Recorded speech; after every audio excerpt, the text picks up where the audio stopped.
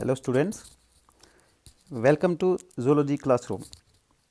मेरा नाम राजिंदर सिंह है and I am a lecturer in zoology and currently I am posted at Government Boys High Secondary School, Sundarmani, and my qualification is I am MSc Zoology from Jammu University and I am also SET qualified. Today we will start 12th class topic. आज हम 12th class का second unit start करेंगे and the name of unit is evolution and genetics. अब आपने ये दो terms शायद 10th में पढ़ी होंगी, एवोल्यूशन एंड जेनेटिक्स। मैं चैप्टर की थोड़ा सा ब्रीफ करूंगा इस चैप्टर के बारे में, ताकि थोड़ा सा आपको इंट्रोडक्शन मिल जाए कि चैप्टर है क्या, इसमें मीनिंग क्या है इसका। उसके बाद हम टॉपिक पे आएंगे। जैसे आप देख रहे हो स्क्रीन पे, यूनिट का नाम है एवोल्यूशन एंड जेनेटिक्स। फर्स्ट आपके मन में क्वेश्चन आएगा, व्हाट इज़ दिस एवोल्यूशन? ये एवोल्यूशन है क्या, इसका मीनिंग क्या है?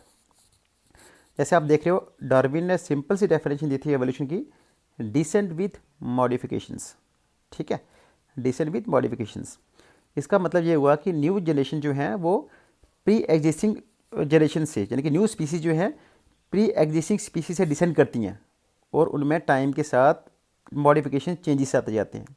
ठीक है, ये जो किसी भी ऑर्गेनिज्म की बॉडी में स्लो चेंजेस आते हैं with the passage of time over several generations, this is evolution. आपको ज़्यादा क्लियर करने के लिए, ज़्यादा क्लैरिटी के लिए मैं आपको इस डायग्राम के थ्रू दिखाऊंगा। जैसे आपने शायद 7th की 8th की बुक में ये डायग्राम देखी होगी, आपके एवोल्यूशन के चैप्टर में ये डायग्राम दी हुई है।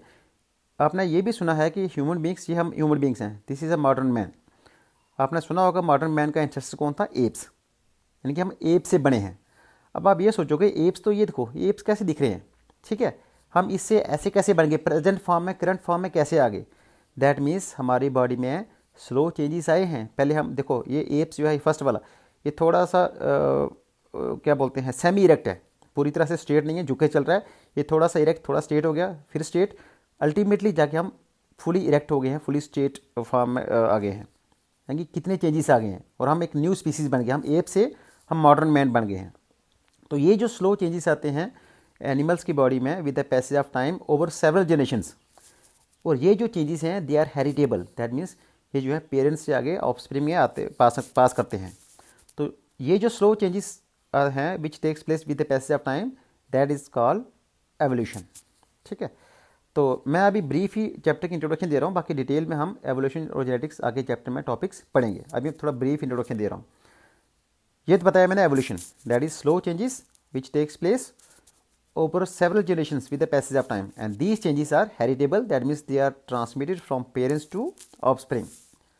Second term है इस चैप्टर की, that is genetics. definition है genetics की, सिंपल सी डेफिनेशन बता रहा हूँ, simplest definition, that is it is science of heredity and variations. that means genetics is the science of heredity and variations. अब आप पूछोगे हेरिडिटी क्या है और वेरिएशंस क्या है, मैं बताता हूँ। अक्सर आप सुनते हो कि लोग कहते हैं कि उस बच्चे की जो आइज़ हैं दे आर लाइक फादर, उसके जो नोज़ है दैट इज़ लाइक मदर, फिर उसके हैंड्स आर लाइक फादर।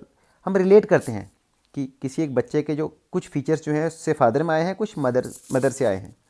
कहने का मतलब है जो पेरेंटल ट्रेट्स हैं वो पास ऑन करते हैं चिल्ड्रन में।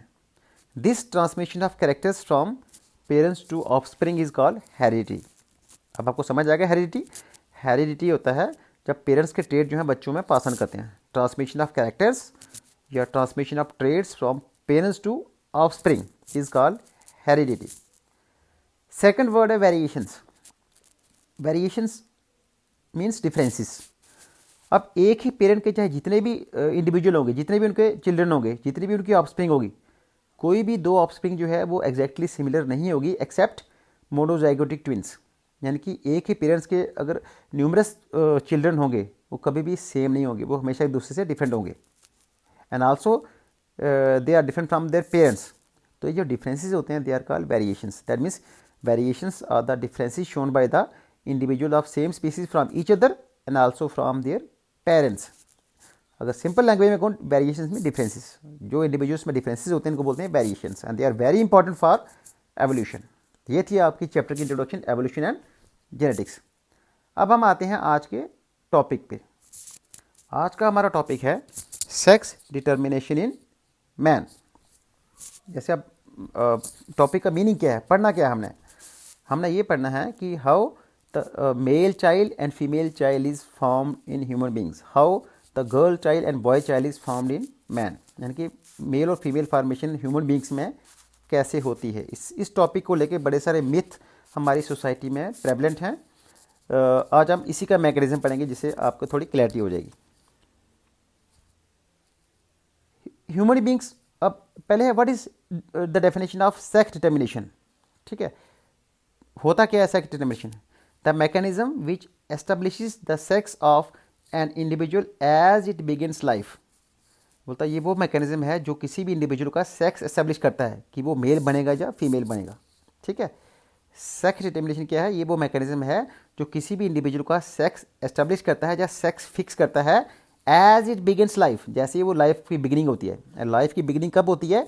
जब एग और स्पर्म आपस में फ्यूज़ करते हैं, that means at the time of fertilisation. Fertilisation means fusion of the male gamete and the female gamete. You know the male gamete is sperm and female gamete is egg. जब egg और sperm fuse करते हैं उसको बोलते हैं fertilisation. तो इस पर बड़ी बार क्वेश्चन आता है कि जो इंडिविजुअल का सेक्स डिसाइड कब होता है, at what stage the sex of an individual is decided. तो वो डिसाइड होता है at the time of fertilization. जब एग और स्पर्म फ्यूज़ करते हैं उसी समय डिसाइड हो जाता है कि बेबी जो है whether it will develop into male child और female child. Now in human beings there are total 46 number of chromosomes. Human beings में टोटल क्रोमोसोम होते हैं 46। इन 46 क्रोमोसोम्स को हमने 23 पेयर्स में डिवाइड किया हुआ है। 23 pair means 46 chromosomes. And out of these 46 chromosomes 44 are autosomes and 2 are sex chromosomes. Sex chromosomes are also called allosomes. कहने का मतलब है जो हमारी बॉडी में हमारे सेल्स में 46 क्रोमोसोम हैं उनकी हमने दो कैटेगरीज बनाई हुई हैं। फर्स्ट कैटेगरी है ऑटोसोम्स जिसमें क्रोमोसोम आते हैं 44। सेकंड कैटेगरी है सेक्स क्रोमोसोम्स की जिसमें आते हैं 2 chromosome. That means 44 are autosomes and 2 are sex chromosomes and the sex chromosomes are also called allosomes. अब ऑटोसोम्स जो होते हैं they are similar in males as well as in females. The nature of autosomes and is similar. The nature of autosomes is similar in males as well as in females, but the sex chromosomes are different in males as well as in females. कहने का मतलब है autosomes male female में same होते हैं लेकिन जो sex chromosomes हैं वो मेल और फीमेल में डिफरेंट होते हैं। The sex chromosomes of females are XX and the sex chromosomes of males are XY। कहने का मतलब है जो फीमेल के सेक्स क्रोमोसोम हैं वो होते हैं XX और जो मेल के सेक्स क्रोमोसोम हैं वो होते हैं XY। अब यहाँ पे आपको मैं दिखा रहा हूँ ह्यूमन क्रोमोसोम्स।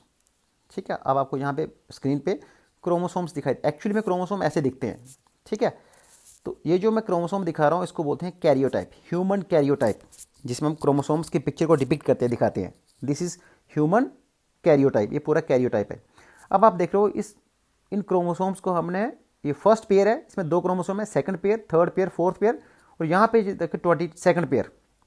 ये जो 22nd पेयर तक क्रोमोसोम है ये पूरे, ये जो सारे ऑटोसोम्स हैं दीज आर ऑटोसोम्स। टोटल कितने हो गए? 44। जो लास्ट पेयर है क्रोमोसोम का 23rd पेयर, ये कौन सा पेयर है? 23rd पेयर, ये होते हैं सेक्स क्रोमोसोम। ठीक है, अब आप देख रहे हो यहाँ पे 23rd पेयर में जो क्रोमोसोम्स हैं एक लार्ज है X वाला, दूसरा स्मॉल है Y वाला। X क्रोमोसोम जो होता है साइज में लार्ज होता है तभी इसको लार्ज शो कर रहे हैं, उसका नाम लिखा है X। जो Y है वो साइज में स्मॉल होता है और इसको हम Y से डिनोट कर रहे हैं। ठीक है, ये XY लेटर हमने क्यों यूज़ किए हैं? इन सेक्स क्रोमोसोम की डिफरेंट नेचर को दिखाने के लिए कि ये दोनों क्रोमोसोम जो अलग हैं, इनकी शेप XY नहीं है बल्कि इनकी हमने डिफरेंट नेचर को शो करने के लिए ये लेटर दिए XY। ठीक है, अब आप देख रहे हो ह्यूमन मेल के जो सेक्स क्रोमोसोम है XY है, एक लार्ज है एक स्मॉल है। अब इसका मतलब ये हुआ जब भी अगर मैं आपको कोई किसी भी इंडिविजुअल का कैरियोटाइप दिखाऊंगा ऐसे वाला, तो आप इजीली मुझे बता सकते हो कि ये कैरियोटाइप किसका है, मेल का है कि फीमेल का है। उसमें आपने क्या करना है? कुछ नहीं करना, आपने सीधा 23rd पेयर पे चले जाना है। 23rd पेयर जो होता है क्रोमोसोम का, उसने अगर उसमें आपको 2 क्रोमोसोम डिफरेंट साइज़ के दिख रहे हैं, एक लार्ज एक स्मॉल है, आप कंक्लूड करोगे कि लार्ज वाला X होगा, स्मॉल वाला Y। दैट मीन्स ये जो कैरियोटाइप है ये मेल का है, तो ये मेल इंडिविजुअल है। अब हम दिखाते हैं फीमेल का कैरियोटाइप। ये जो क्रोमोसोम्स है फीमेल के हैं, हम कहेंगे फीमेल कैरियोटाइप है। अब यहाँ पे देखो first pair, second pair, third pair, 22 pair तक, ये 22 पेयर है ये वाला, ये सारे इसके फीमेल के ऑटोसोम्स हैं। ये 23rd पेयर लास्ट वाला, ये वाला, दिस इज 23rd पेयर, ये आ गया सेक्स क्रोमोसोम। अब यहाँ पे देख रहे हो दोनों जो सेक्स क्रोमोसोम है उनका साइज़ क्या है, सेम है। दैट मीन्स दोनों एक्स एक्स है।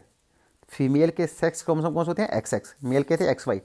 अब आपने देखा कि यहाँ पे क्योंकि दोनों क्रोमोसोम का साइज़ क्या है, सेम है, तो आप कंक्लूड करोगे कि ये कैरियोटाइप किसका, फीमेल का। तो मैंने बड़े आसान सा तरीका बता दिया। अब किसी भी इंडिविजुअल का कैरियोटाइप देख के, उसके क्रोमोसोम देख के आसानी से बता सकते हो कि वो मेल है का फीमेल है। देखना कैसे है, आपने 23rd पेयर पास करना है। अगर 23rd पेयर में दोनों क्रोमोसोम का साइज़ सेम है तो आपने कंक्लूड करना है कि वो फीमेल है। अगर 23rd पेयर में दोनों क्रोमोसोम का साइज़ अनइक्वल है, एक लार्ज एक स्मॉल है, तो आप कंक्लूड करोगे वो मेल है।